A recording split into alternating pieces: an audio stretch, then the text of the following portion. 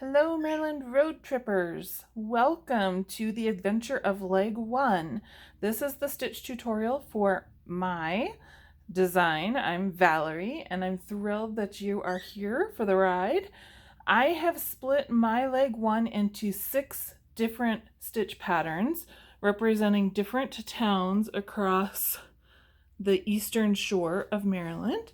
And I'll just give you an overview here of some of the fun different textures we have going. I'm so excited to show you how this is all going to work. So before we jump into the stitch tutorial, I wanted to show you a little bit about how I've written out the directions for the pattern. There are charts and also written instructions. Each section of the shawl has been charted separately. So you can see here's the chart for the C&D Canal Bridge, and here's the chart for the 50 guineas for Washington College. You are not going to work the charts one at a time, though. You have to work row 1 of the first chart, and then you go to row 1 of the second chart, and the third chart, and the fourth chart, and so on. And then on your way back, because you'll be on the wrong side, you'll actually start with row chart 6 and work backwards. Okay, so here we've got 3 different pages of charts. So on the wrong side, you're going to work 6, 5, 4, 3, 2, 1. Okay, so that's how the charts work. The written instructions are over here, and they have each section is denoted by one of these little symbols. And you'll see that on right side rows, the symbols start with the triangle and end with these concentric squares. And then on the wrong side, they go in reverse order. And that's doing exactly the same thing. Chart 1, 2, 3, 4, 5, 6 on the right side. Chart 6, 5, 4, 3, 2, 1 on the wrong side. And these symbols match with what's on the chart. So the symbol for the C&D Canal Bridge is this triangle. If you want to cross-reference between the written instructions and the charts, you'll see the symbols are there and can help you. All right, so that's just a quick little look at the pattern and how you should read it. It's really important that you make sure you're going all the way across the length of the row each time and not just knitting one small section. Okay, so here I have a swatch that I have started for the C&D Canal section, and I want to walk through how to do the various parts of this, especially since we're going to be cabling and decreasing on both sides of the work. So the first thing I want to look at is that here we have these slanted cables, and these have some purl stitches in between.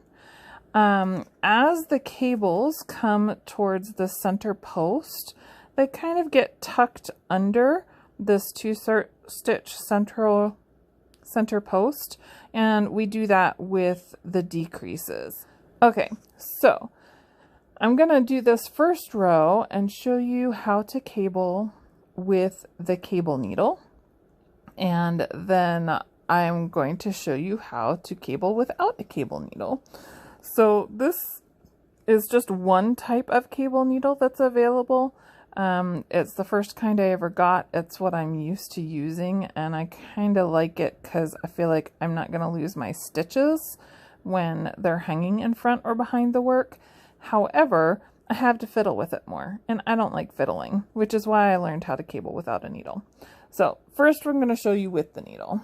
We are slip knitting to get started, and then we're going to purl across to where we do our first cable. So this cable is moving towards the left.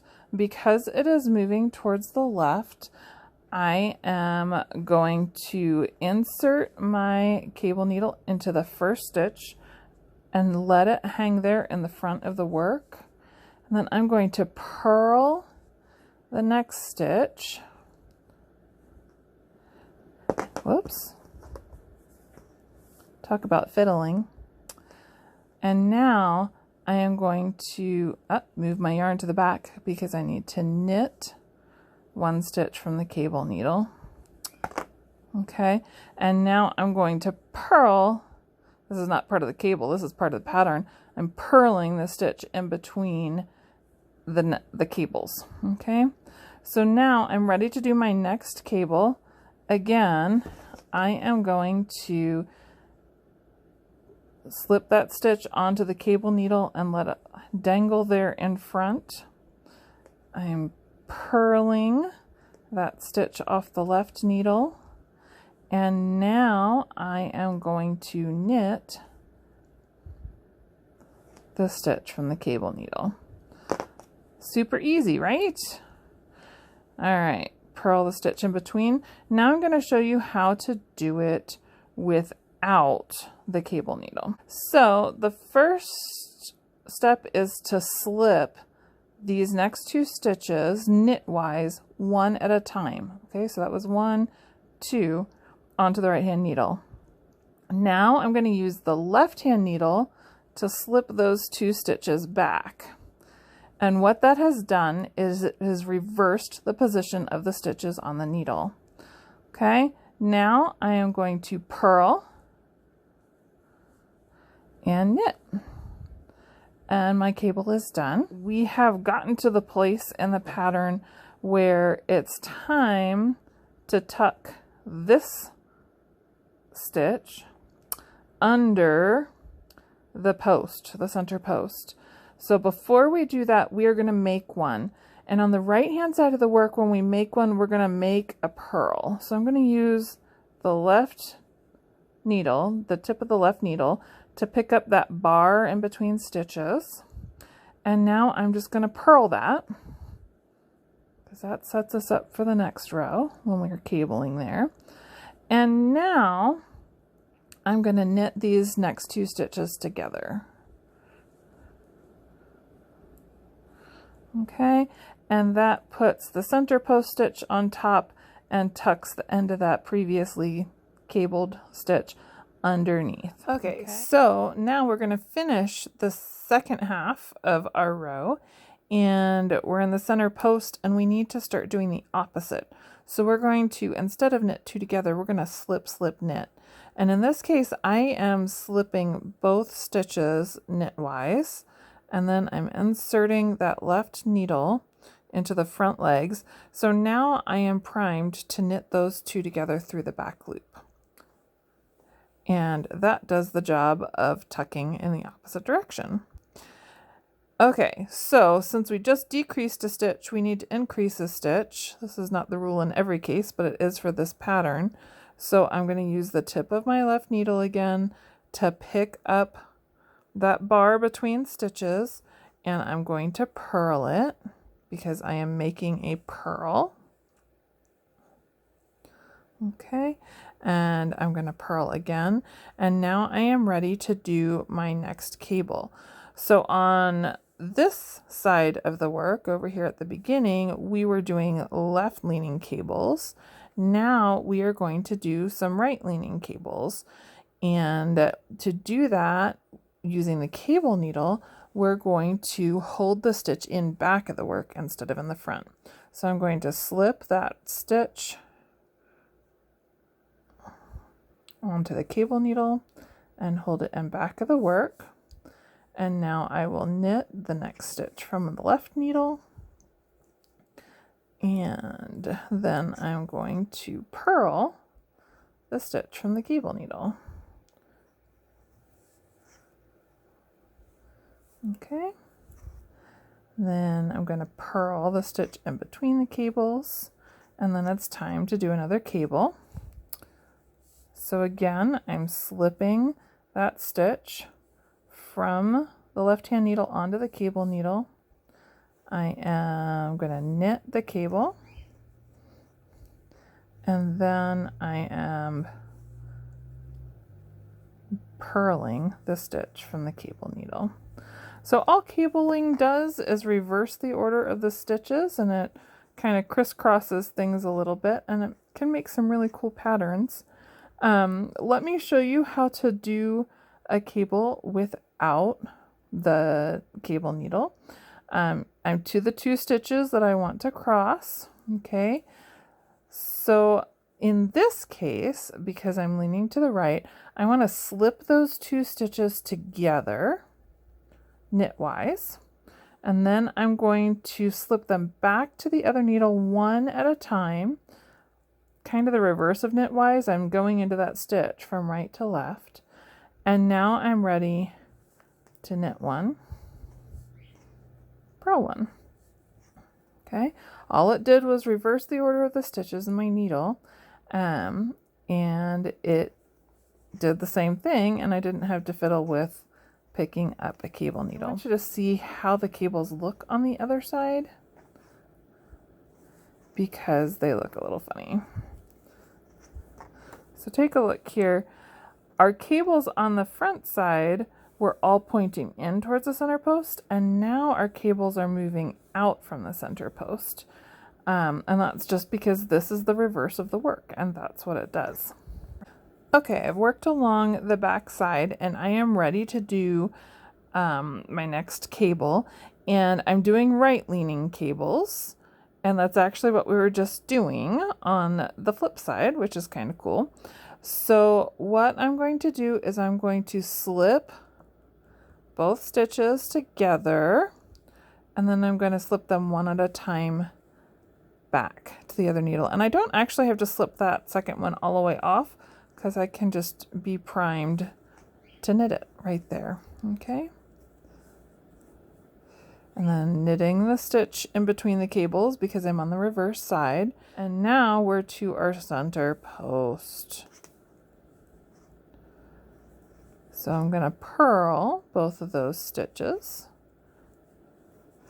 And now we're going to do some left leaning cables after I knit that stitch. All right, so with left leaning cables, these are the first ones I showed you, but we've been doing right leaning ones for a while. We're going to slip these stitches one at a time, okay? And then we're going to slip them back together. And in this case, then we're going to purl, oops, and then knit. I thought long and hard because sometimes I can't remember if I'm supposed to slip them together to start with or slip them individually to start with. And I realized that when I get to 2 stitches that I'm going to use for my cable, if the very first stitch is the one that's going to stay towards me and kind of cross over the other one, then I slip one at a time. Okay.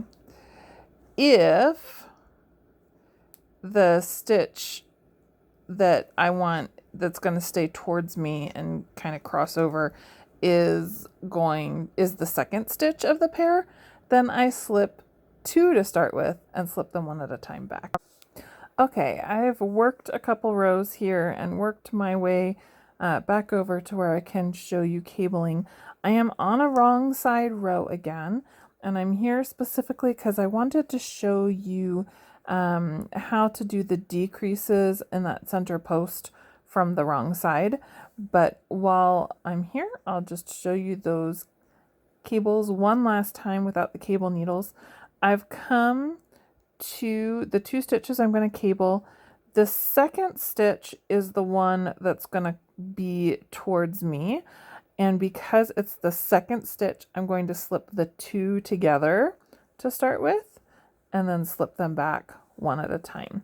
That's my little trick for how I remember which way to go. All right, so I got another one here. So I'm going to slip the 2 together.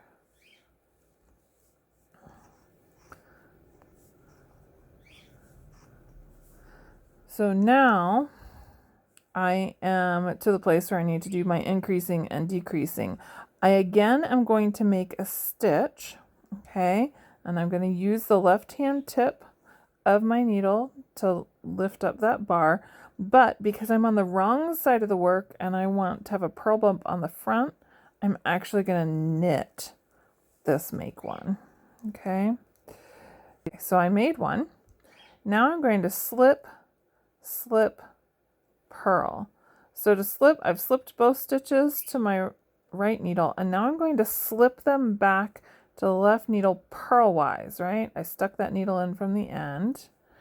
And now I kind of almost have to fold the work in half to get through the back loops of those stitches. So that is my slip, slip, purl, and that makes sure that we're tucking that cable underneath the post instead of on top of. So we do that once, and then we're going to purl two together on the other side. And then it's time to make one again. So I'm going to use the tip of that left-hand needle to bring up that bar. And again, I'm on the wrong side. I want a purl bump on the front side, which means I need to knit this stitch. There we go. And now I'm ready to move back across, or not back, continue going across the other side of the row. Okay, the last thing I want to show you for the leg one tutorial is how to make the little bobbles for the 50 guineas that General George Washington gave for the founding of my mom's college. I'm going to use the same swatch just for convenience sake. In the Washington College section, the front side is mostly stockinette, right? So just bear with me here.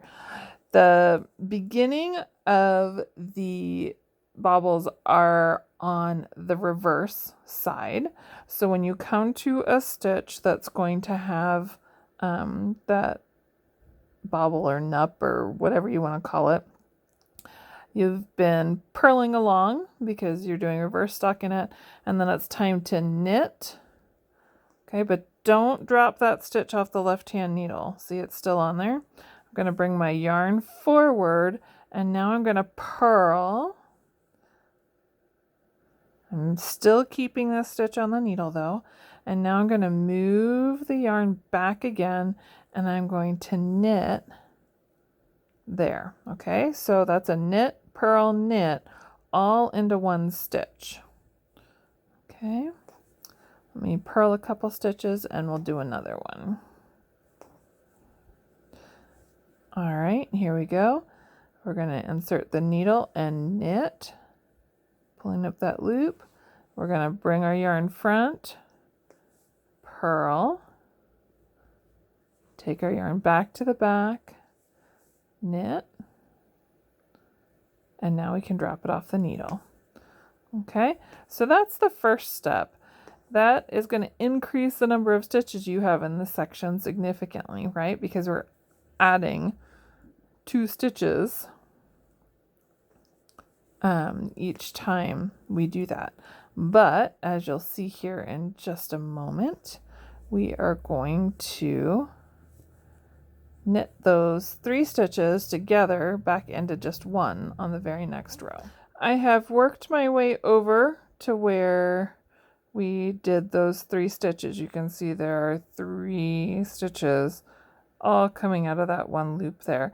What we're going to do is we're going to just knit those 3 stitches together. So all 3, work the needle in there.